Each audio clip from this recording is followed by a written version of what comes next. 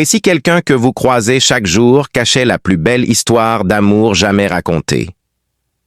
Dans une petite ville du sud de la France, à Aix-en-Provence, il y avait un banc, juste en face du vieux kiosque à journaux.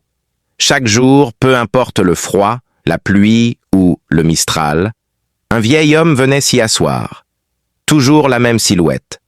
Un long manteau en laine sombre, une écharpe beige usée et surtout, une rose rouge à la main.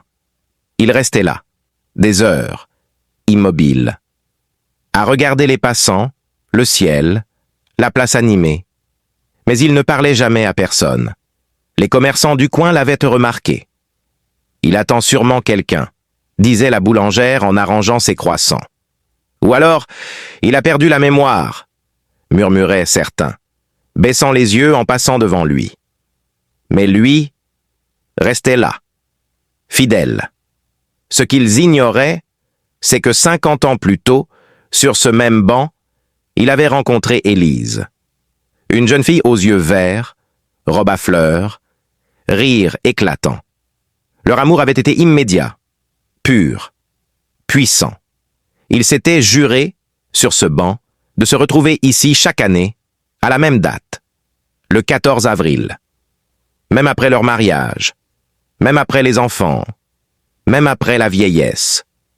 Chaque 14 avril, ils s'asseyaient côte à côte, main dans la main. Mais il y a 3 ans, Élise n'était plus venue, emportée par une maladie fulgurante, silencieusement, avant leur rendez-vous. Depuis ce jour, le vieil homme revenait seul, chaque 14 avril, puis chaque mois, puis chaque semaine, puis chaque jour, avec, à chaque fois, une rose. Peut-être demain, pensait-il. Peut-être demain, elle sera là, souriante, comme avant. Un matin de printemps, les passants remarquèrent que le banc était vide. Le manteau sombre, l'écharpe beige, la rose rouge, absent. À sa place, sur le bois légèrement vieilli du banc, on pouvait lire, gravé à la main, « J'attends encore ma femme. Peut-être demain. » Le banc devint un lieu de recueillement. Des inconnus déposèrent des roses. Des enfants s'assirent, en silence, à côté de l'inscription.